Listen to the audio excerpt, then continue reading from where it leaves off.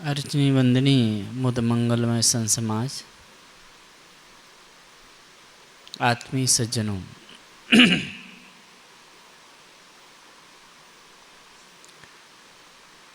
शुरू में कहा गया था जैसे कबीर जयंती के निमित्त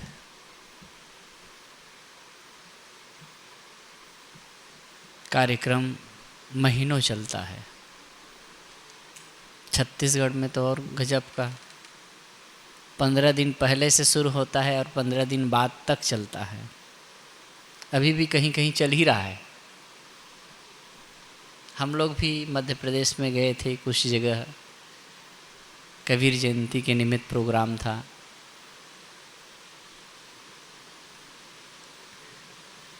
कबीर साहब के जीवन के अनेक पहलू हैं, अनेक संदर्भ हैं जिस पर हम लोग कहते सुनते रहते ही हैं। अभी कुछ बातें चल रही हैं। दो प्रकार के विचारधारा वाले लोग होते हैं समाज में, एक भावनावादी और दूसरे विवेकवादी। कबीर परंपरा में कबीर साहब को मानने वालों में भी ऐसे हैं। भावनावादी विचारधारा वाले कहते हैं कि कबीर साहब किसी माँ बाप से पैदा नहीं हुए, वो आकाश से ज्योति रूप में कमल फूल पर आए और बालक हो गए।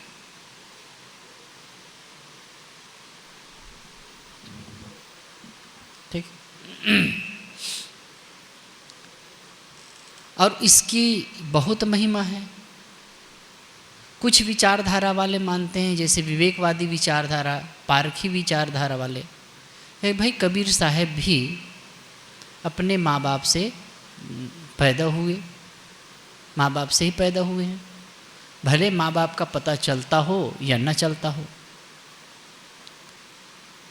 दुनिया में ये व्यामोह है कि हम जिस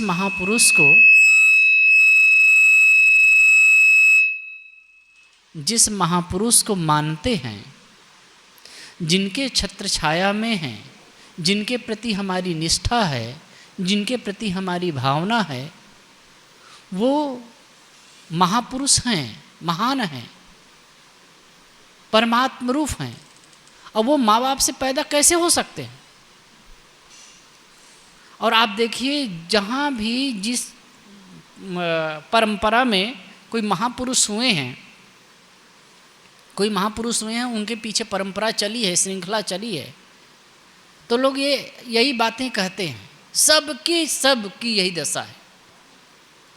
कुछ हैरत अंगेज बातें उनसे जोड़ेंगे, कुछ चमत्कारी बातें जोड़ेंगे और उसी से उनकी वरीयता सिद्ध करेंगे। और ऐसे लोग जब विवेक भाव से जब देखते हैं, यथार्थ दृष्टिकोण से जब महापुरुष को देखते हैं, तो उनके प्रति गाली गलौज भी करते हैं। आजकल तो यूट्यूब वगैरह में ट्रेंड भी चल रहा है और ये बातें चल रही हैं। लेकिन चाहे आप कितनी अपनी भावनाओं में बहो, चाहे कितनी अपनी बात रखिए, लेकिन जो युक्त है ना, वही होने वाला है। एक बहुत बड़ा वर्ग है कबीर साहब को परमात्मा ही मान रहा है। अब उनकी धारणा है, हम उस पर कुछ नहीं कर सकते। लेकिन ऐसे ही दूसरे परंपरा को मानने वाले, दूसरे किसी महापुरुष को मानने वाले, वो परमात्मा मानते हैं। तो कबीर साहब को कोई परमात्मा नहीं मानता तो उसको नास्तिक है, नास्तिक शब्द का प्रयोग करते हैं। तो जो दूसरे महापुरुष को मानते हैं, उनको परमात्मा मान करके पूजते हैं, तो वो उस महापुरुष को जो कोई नहीं मानता है, तो उसके लिए वो दूसरा नास्तिक है ना। तो नास्तिक शब्द तो ये गाली है जो दूसरों को नीचा दिखाने के लिए दिया जाता है। कहे नास्तिक सब कहे, नास्तिक लखे न कोय, कृत्रिम को करता कहे, नास्तिक कहिए सोए।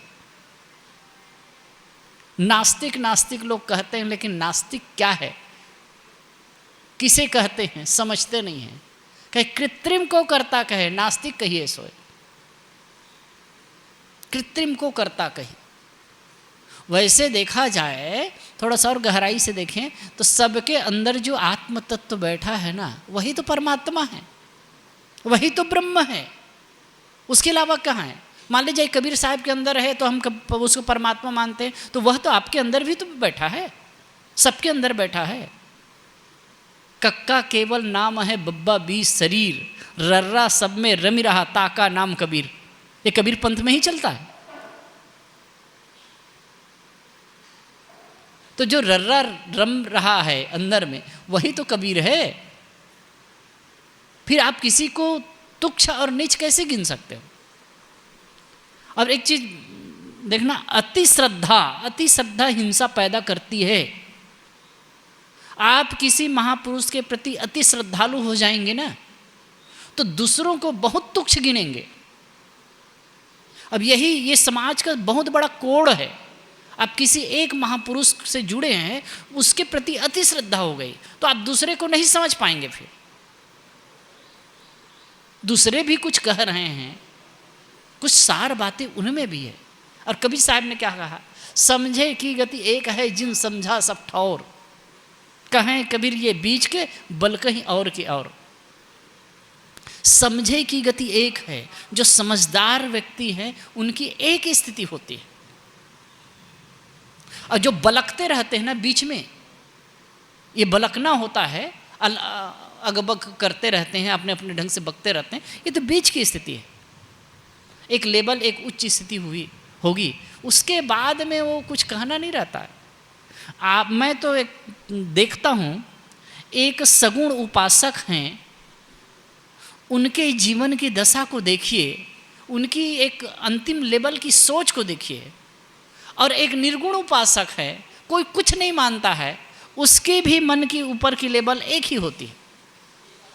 इस संदर्भ में मैं मीराबाई का वो उदाहरण दूँ। मीराबाई के जीवन के संदर्भ में एक पुस्तक मुझे मिली। उनके जन्म भूमि मेड़ता सिटी में जाना हुआ, तो वहाँ के जो संचालक थे वहाँ पर बैठे थे। उन्होंने कहा, महाराज मैं आपको एक पुस्तक देता हूँ मीराबाई के संदर्भ में। उनका महल देख रहे थे हम लोग, तो फिर मुझे पुस्तक दिए तो वो चित्र के साथ में था। उसमें पुस्तक में चित्र भी था और उसके साथ में जो वार्ता थी। पढ़ा तो आद्यो प्रांत पढ़ा, उसको बड़ा अच्छा लगा। इतना संघर्षपूर्ण उनका जीवन रहा और श्री कृष्ण के प्रति उनकी भक्ति रही है। पूरा कहने का अवसर नहीं है, लेकिन अंततः जब उनकी जो पति का शरीर छूटा तो उसके देवर राजसत्ता में आए। तो जब उनके पति का शरीर छूटने वाला था तो उन्होंने अपने भाई से कहा कि देखो ये देवी हैं, इनका ख्याल रखना, इनको दुख ना हो इसका ख्याल रखना। तो उसका जो देवर था वो तो ख्याल रखा। कुछ दिन के बाद वो भी चल बसा या युद्ध में मारा गया। उसके बाद में और एक आया, उसका तीसरा नंबर का देवर, वो उनके साथ में जैसे कि साधु संत के साथ में जाकर के बैठना या फिर नृत्य करना, भक्ति में लीन हो जाना, ये उनको पसंद नहीं आता था। तो सताना शुरू किया और इतना सताया कि बैठे, जिस रूम में बैठते थे खाने पीने में परेशानी, मतलब उनको नहीं दे पाते थे, या फिर सांप छोड़ दिए। मतलब जिस प्रकार से सताना चाहे वो सतारे कोशिश किया। और अंततः तो ये बात हुई, वो हताश हो गई और चली गई अपने मायका। फिर 2 साल के बाद में आती है और वहाँ रहकर फिर बुलाए लोग तो फिर वहाँ आए। लेकिन वो उनका जो मनोभाव था उनके देवर का, जो राजा बना था, वो सही नहीं था, वो सताने ही लगता था। तो कहे कि अब यहाँ रहना ठीक नहीं है। तो 12 वर्ष तक वृंदावन में रही और उसके बाद 12 वर्ष तक के वो द्वारका में रही। उसके बाद जब वो निकल गई ना तो पुनः वो चित्तौड़ में गई नहीं। फिर इसी 24-25 साल के दरमियान बहुत उथल पुथल हुआ और मुगलों ने आक्रमण किया, कई बार तहस नहस किया, दुष्काल भी पड़ा। तो किसी पंडित ने, किसी ने कुछ कहा होगा, बताया वहाँ कि भाई देखो, आपके यहाँ जो सती सावित्री नारी थी उनको सताया गया, एक पुण्यात्मा को सताया गया, इसकी वजह से आप लोग दुख का दंश झेल रहे हैं। अनेक प्रकार की परिस्थितियाँ आपके समाज में आ रही हैं, आपके राज्य में आ रही हैं, अनेक प्रकार से दुख आ रहे हैं। तो कुछ लोग मिल करके फिर उनको कहे कि भाई उनको लाया जाए।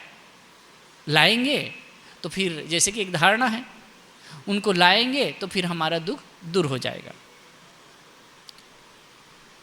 तो कुछ सामंतों को लेकर के, और शायद राजकुमार वहाँ से गया। एक जगह, छोटी जगह थी, वहाँ बैठ करके, और वो कीर्तन कर रही थी, सत्संग कर रही थी, और कुछ लोग बैठे थे।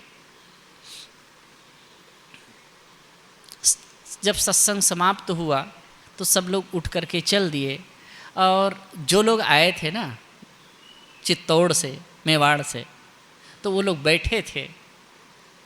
उसके बाद वो लोग चर्चा किए कि भाई हम यहाँ से आए हैं माता जी, और हम आपको ले जाना चाहते हैं। जाने अनजाने में हम लोगों से बहुत भूल हुई, हम आपको बहुत कष्ट दिए, और उसका परिणाम हम लोग भोग चुके हैं। नाना प्रकार के कष्ट हमारे राज्य में आया, और हम निवेदन करते हैं कि आप चलिए हमारे यहाँ पुनः, और आपकी कृपा दृष्टि हो और सब कुछ ठीक हो जाए। तो मीराबाई ने जो कहा है कि मैं नहीं मानती कि किसी ने मुझे कष्ट दिया, ये बहुत महत्वपूर्ण शब्द हैं। मैं नहीं मानती कि किसी ने मुझे कष्ट दिया, और यह भी नहीं है कि मेरे वजह से, मेरे को कष्ट दिए तो मेरी बद्दुआ की वजह से, कि मेरी श्राप की वजह से तुम्हारा राज्य में कष्ट आया, परेशानी आई। मैं उसका भी कारण नहीं हूँ। जो कुछ मेरे जीवन में हुआ उसके जिम्मेवार, उसके जो किसी न किसी रूप से कारण मैं ही हूँ, मेरे कर्म हैं। और आपके जीवन में आया वो आपके कर्मों का फल है। और मैं कभी भी चित्त में किसी के प्रति द्वेष, शिकवा और शिकायत नहीं है। यही तो ऊंचाई है अध्यात्म की, यही ऊंचाई है अध्यात्म की। इतना सब होने के बावजूद भी वो कहते हैं सबको क्षमा के भाव है। क्षमा क्या, मन में जब किसी के प्रति लगेगा कि वो गलती किया है तो ही क्षमा भाव आएगा। वो तो गलत किए हैं ऐसे मानती ही नहीं है। क्षमा करना भी एक लेवल की बात है, वो उससे ऊपर है वो। इसी प्रकार से सदगुरु कबीर या निर्गुण धारा के संतों को आप देखिए, उनकी बात छोड़ दीजिए, ईसा मसीह की बात देखिए। ईसा मसीह को क्रॉस पर लटकाया गया, कांटों की टोपी पहनाई गई, और इतना मतलब एक दर्दनाक मृत्यु दिया गया। फिर भी कहते हैं कि हे भगवान, हे ईश्वर, ईश्वर शब्द प्रयोग किया, हे ईश्वर ये नहीं जानते क्या कर रहे हैं, इनको क्षमा करना। अब इनका लेवल देखिए, एक आदमी को क्रॉस पर लटकाया जा रहा है, मार देने के लिए चढ़ाया जा रहा है, और उनकी मन की ऊंचाई देखिए। कोई भी इस स्तर का होगा ना, जो होशपूर्ण जीता होगा वो वही करेगा। तो इसमें अंतर कहां है बताइए? इसीलिए कबीर साहब ने कहा, समझे की गति एक है, जिन समझा सब ठौर। कहें कबीर ये बीच के बल कहीं और की ओर। कभी कभी होता है कि स्वभावगत त्रुटियां होती है, स्वभावगत किसी में उत्तेजना अधिक है, किसी की बड़बड़ाने की आदत होती है, लेकिन अगर संत हृदय है तो उसको चित्त पे नहीं लेगा, आया और गया। द्वेष की गांठ नहीं बनेगी। अगर द्वेष की गांठ बन रही है, किसी प्रकार की भी द्वेष की गांठ बन रही है, तो फिर आप सही स्तर पर नहीं हैं। तो कबीर साहब को जो मानने वाले मानते हैं, कोई परमात्मा मान रहे माने, कोई अब जैसे कि विवेकवादी विचारधारा वाले सदगुरु मानते हैं, उसके ऊपर कुछ नहीं मानते, लेकिन उनके प्रति जैसे कि एक दूसरे के प्रति हीन भावना या गाली गलौज की भावना, ये बहुत ही बुरी हल्की चीज़ है, और एक उच्च स्तर का आदमी ऐसा नहीं सोच सकता। हम तो यही मानते हैं कि जैसे बच्चे पैदा होते हैं माता पिता द्वारा, वैसे कबीर साहब भी पैदा हुए और उन्होंने एक जीवन जी करके, होशपूर्ण जीवन जी करके, ज्ञानमय जीवन जी करके, एक समझो कि धरातल से उठ करके सामान्य परिस्थिति से, सामान्य से सामान्य परिस्थिति से ऊपर उठ करके समाज को जो संदेश दिया, जो मार्गदर्शन दी, जो दिशा दी, बहुत महत्वपूर्ण है। इसीलिए एक विचारक ने बहुत सुंदर कहा है, तुम्हारे पास बुद्ध बनने की संभावना कम है, महावीर बनने की संभावना कम है, कृष्ण और राम बनने की संभावना कम है, क्योंकि वो जिस पोजीशन से आते हैं वैसा पोजीशन तुम्हारी नहीं है। लेकिन कबीर बनने की संभावना बहुत कुछ है, वो कबीर आपके बहुत नज़दीक है, क्योंकि वो सामान्य परिस्थिति से उठते हैं। आप देखेंगे तो कबीर आपके साथ चलते नजर आएंगे। तो हम सबको चाहिए कि हम कबीर साहब क्या कह रहे हैं उन पर ध्यान दें। मान लीजिए कबीर ऊपर से आए या नीचे से आए, इसमें क्या उतना फर्क पड़ जाता है। कबीर ने जो कहा है उसको जियो। कबीर कहते हैं वाणी संभाल करके बोलिए, अब वाणी संभाले नहीं जा रहे हैं, हम कबीर साहब को परमात्मा सिद्ध कर रहे हैं। कबीर साहब कहते हैं हृदय में राग द्वेष की गांठ मत रखो, जैसी कहे करे पुनि तैसी, राग द्वेष निर्वारे, तामे घटे बढ़े रतियो नहीं, यही विधि आप समारे। कितनी बड़ी बात है, अध्यात्म की एकदम उच्चतम पराकाष्ठा की बात है ये। जैसी कहे करे पुनि तैसी, मतलब जिस प्रकार से ज्ञान की बात कह रहा है वैसे करे।